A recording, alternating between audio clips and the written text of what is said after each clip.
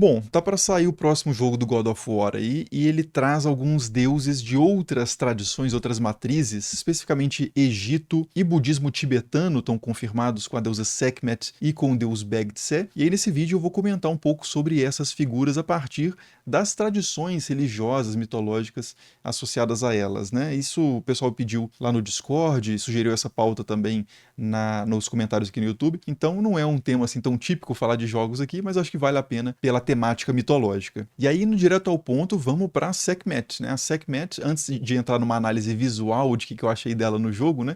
O que é a Sekhmet? Quem é a Sekhmet na mitologia egípcia? Ela é uma deusa que é representada com uma cabeça de leão, frequentemente, né? Esse é o traço mais distintivo, mais fácil de identificar dela. E ela é uma filha de Ra, o Sol, e às vezes também é identificada com o olho de Ra.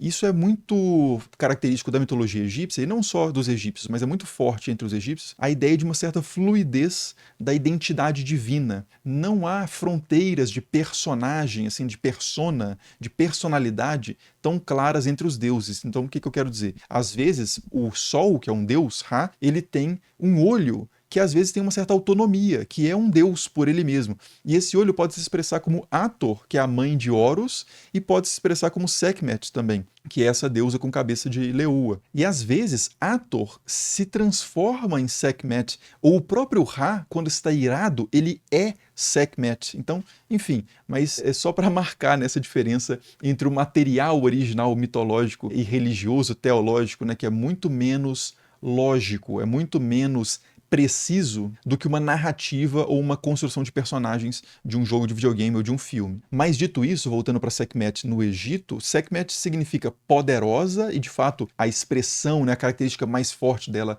é o poder cru, assim, brutal, violento. Isso é muito negativo, né, destrutivo se você está do lado errado da relação, né, se você está contra a Sekhmet, mas se você está protegido por ela, se você está com ela do seu lado, ela ser tão forte, assim, tão violenta, tão destrutiva, é bastante positivo. É como uma leoa mesmo, né, a fúria de uma leoa, que é muito importante para garantir a sobrevivência dos filhotes, mas é muito lamentada por qualquer um que tente interferir com a paz dos filhotes. Mas assim, então esse caráter forte, violento, impositivo, né, de potência da Sekhmet é muito destacado na mitologia egípcia, inclusive coisas bem desagradáveis como o calor excessivo do deserto, né, o bafo, o mormaço do deserto é chamado em alguns textos egípcios de o bafo ou o hálito de Sekhmet. As pestes e pragas, doenças, também são chamadas de mensageiros de Sekhmet, e ritos que eram chamados de propiciação a Sekhmet, né, de fazer Sekhmet ficar calminha, eram feitos periodicamente para evitar pragas, né, para proteger ali a colheita, para proteger a saúde de uma cidade. Então eu diria que essa potência, né, essa capacidade de produzir dano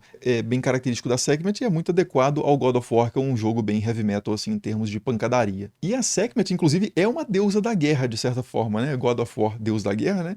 A Sekhmet é uma deusa da guerra porque ela era invocada em contextos militares, justamente por causa desse atributo dela de força. E um dos títulos dela era a Destruidora dos Núbios, que era um povo ao sul ali do Egito, contra quem os egípcios lutaram em vários momentos ali da história. E eu falei que ela era filha de Ra, né? E para completar o quadro familiar dela, ela era esposa de Ptah, pelo menos segundo a teologia de Mênfis, né? Segundo as tradições ali da cidade de Mênfis, a primeira capital significativa assim do Egito unificado. E ela formava então com Ptah, o seu marido, e com o seu filho, Nefertum, a tríade de Mênfis, a sagrada família de Mênfis, por assim dizer. E aí, antes de a gente fazer uma análise visual da Sekhmet no God of War e de falar um pouco do contraste disso com as representações dela na história, vale a pena trazer um mito sobre ela que está presente, por exemplo, nesse livro aqui, que é Os Mitos Egípcios, um guia aos antigos deuses e lendas, que é uma boa introdução à mitologia egípcia. Vocês podem encontrar esse mito também aqui nesse manual, que é muito bom também para quem lê inglês aí,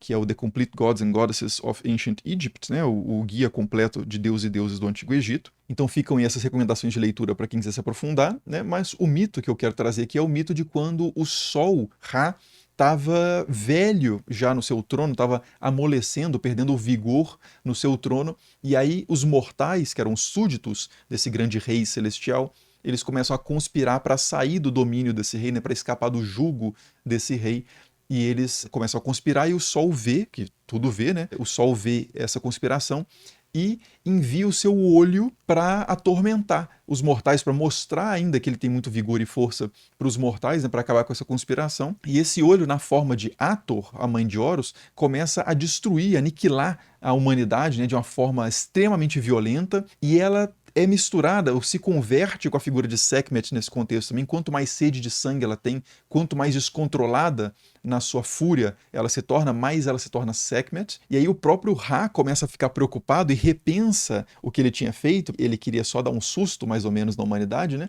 E ele percebe que não vai sobrar ninguém se ela continuar naquele ritmo de destruição. E aí ele manda o olho voltar. Só que o olho, né, a Sekhmet está com sede de sangue, ela não quer parar com aquela fruição da violência, ela está aproveitando aquela descarga de fúria. Então o Sol tem que armar um plano que é o seguinte: ele manda umas pessoas trazerem para ele ocre, né, que é um mineral de cor avermelhada, e ele mistura esse ocre em 7.000 jarros de cerveja, e enquanto a Sekhmet está dormindo, eles colocam esses jarros de cerveja vermelha, né, então parecendo sangue, do lado dela, e aí quando ela acorda, ela vê aquilo, acha que é sangue, né, e na sua sede de sangue literalmente, ela bebe aqueles jarros, fica bêbada, e aí esquece do que ela estava fazendo, né, e deixa de destruir a humanidade, e quem sobrou repovoa o mundo. Então é a história de como a cerveja salvou o mundo, né? Mas aí indo agora para a análise visual da Sekhmet no God of War, né? A Sekhmet ficou assim. Já adianto que não me agrada, assim, não só porque está muito distante do repertório iconográfico, né, visual da deusa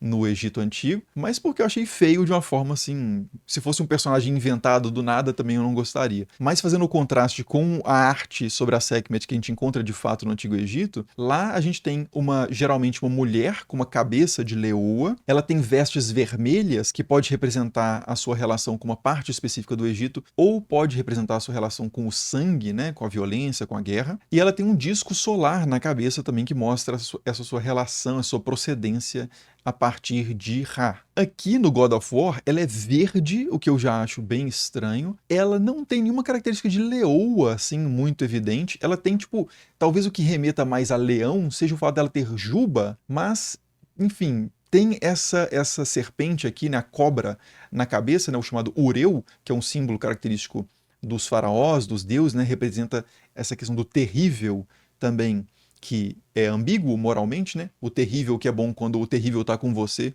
e é ruim ou perigoso, ameaçador quando o terrível está do outro lado. Então essa cobra aparece aqui com o disco solar na cabeça. Isso aqui tá, é uma coisa egípcia genérica, né? Não está associada a Sekhmet necessariamente. Ela tem uma barba cerimonial aqui, que é característica de faraós ou deuses que representam também a realeza, que é uma coisa que é masculina. Então, apesar de Hatshepsut, por exemplo, que é uma faraó, ter sido representada com essa barba cerimonial, ela era tratada como masculino, né? Então, não é uma coisa que eu colocaria, por exemplo, na Sekhmet, que é uma figura que representa principalmente essa força maternal, né? Você vai colocar uma barba nela, não sei. Ela tem um detalhe que esse tem a ver bastante, que se conecta mais facilmente e melhor, eu diria, com o repertório mitológico, que é um olho meio de Sauron aqui, né, do Senhor dos Anéis, no pescoço dela, como um colar, né? Parece que é um colar.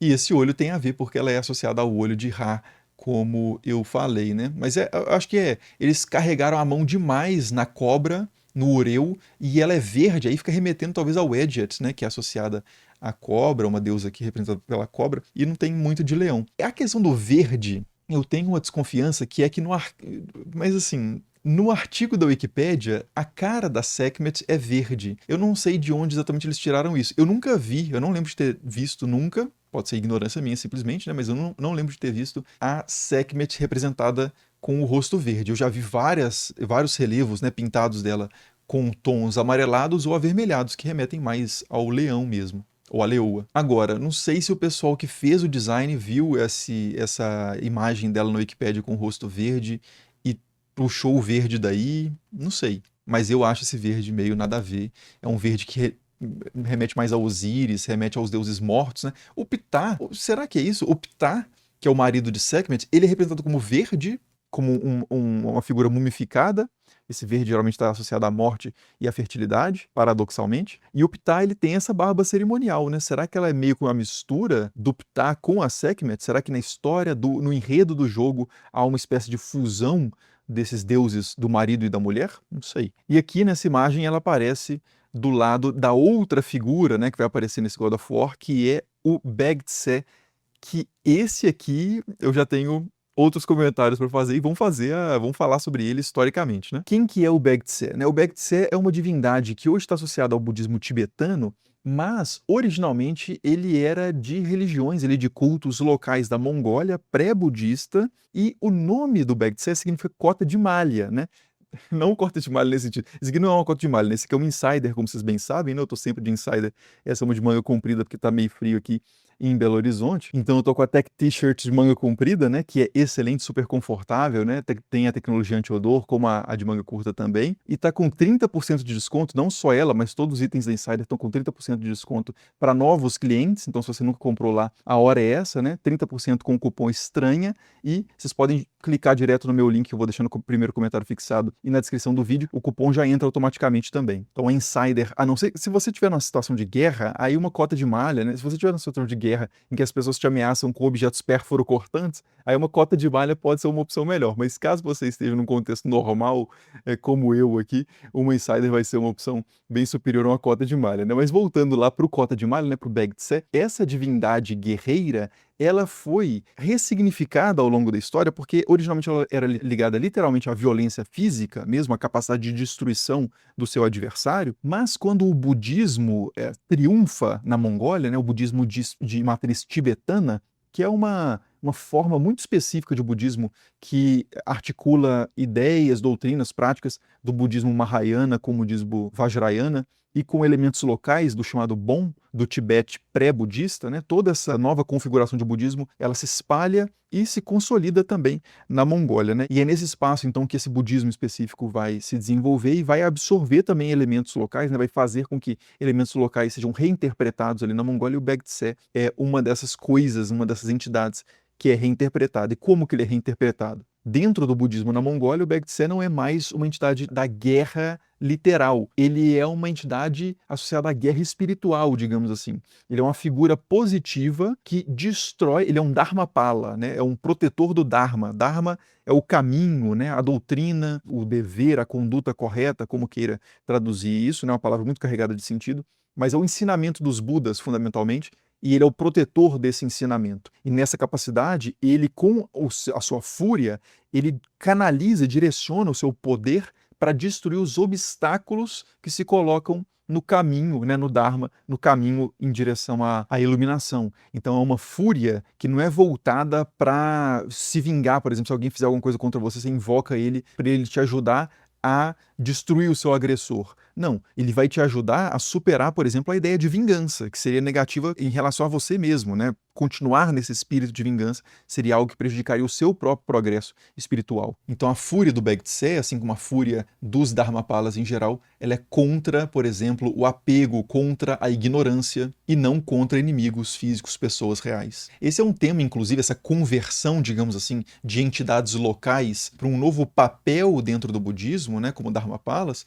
que tem histórias muito interessantes associadas a isso, né? Depois a gente pode fazer um vídeo sobre, principalmente o budismo tibetano, nesse sentido, que tem mestres que são celebrados como aqueles que fizeram espalhar, né, o Dharma pelo mundo, que quando eles chegavam nos locais que ainda não tinham sido alcançados pelo budismo, eles convertiam essas figuras, domavam, né, domesticavam, por assim dizer, os espíritos locais para transformá-los em funcionários, né, em prol do Dharma. É algo que me lembra um pouco assim aquela questão que também aparece na tradição judaica, em certas expressões da tradição judaica, que vem Salomão, né, o rei Salomão, como uma figura que, empoderado pela sabedoria divina e de posse do nome de Deus, ele conseguia dominar os demônios ou os gênios nas tradições ali islâmicas, onde isso também aparece, e aí usando esse poder ele faz essas figuras originalmente negativas servirem a um propósito positivo da perspectiva dele, que é, por exemplo, construir o Templo de Jerusalém. Então tem essas tradições posteriores, né, que falam que o Templo de Jerusalém foi construído com mão de obra de gênios e demônios, né, controlados por Salomão. É nesse contexto que o Salomão aprisiona demônios e gênios em objetos, como a lâmpada lá do Aladim, né, que aparece mil dessas histórias nas Mil e Uma Noites, 1001 dessas histórias, né? Mas enfim, voltando para o Baek-tse, vamos fazer a análise visual dele agora aqui, que como eu acho que já deu para transparecer no meu primeiro olhar para ele quando eu estava falando da Sekhmet, eu achei que ficou muito interessante a figura, achei que ficou É um personagem que, de novo, independente do repertório a partir do qual ele foi pensado. Funciona muito bem em si, achei bonito assim o visual, mas fazendo a comparação com o repertório teológico barra mitológico cultural do budismo tibetano, faz muito sentido também. Ele está bem fiel, digamos assim, né? Não que seja uma qualidade necessariamente, mas ele está bem fiel e tem vários elementos, né, que remetem às representações mais tradicionais, diferente da Sekhmet. Mas ele tem, por exemplo, os 3 olhos, que é bem característico. Ele tem os dentes também protuberantes, que é muito característico. Ele não tem propriamente uma cota de malha, mas a própria pele dele parece uma armadura, né? Tem escamas, que é meio que a ideia da cota de malha também. Então acho que funciona muito bem, como se a cota de malha tivesse incorporada na própria pele dele. Ele tem essas caveiras nos chifres. Nas representações mais tradicionais do Baekje, ele não tem chifres propriamente, ele tem uma coroa, e essa coroa tem caveiras espetadas, né? Então, aqui a coroa é meio que o próprio crânio dele, né, com essas projeções ósseas, vira uma espécie de coroa, remete à ideia da coroa, e tem os crânios espetados também, né? Então, assim, tá muito mais parecido com as representações tradicionais dessa entidade. E, de novo, de forma geral, sem pensar em fidelidade histórica, eu achei muito mais bonito o design desse camarada do que o da Sekhmet. Eu não vi a questão das armas que ele vai usar, né? Porque ele aparece representado geralmente com várias armas diferentes, espada, lança ou arco e flecha, então dá para acertar, porque qualquer coisa que você colocar na mão dele praticamente vai funcionar. Mas ele aparece também muitas vezes com um coração arrancado em uma das mãos, né? Não sei se eles vão incorporar isso no visual do jogo de alguma forma. Mas assim, enfim, gostei bastante do Baekje, não gostei nem um pouco da Sekhmet e fico aguardando para ver se eles vão soltar mais algum outro deus, né, de alguma outra tradição que eles ainda não trabalharam dentro do universo do God of War. E me diga aí nos comentários o que você achou do visual dessas figuras, né? Mas por enquanto é isso, como sempre, muito obrigado por assistir e até o próximo vídeo. Falou!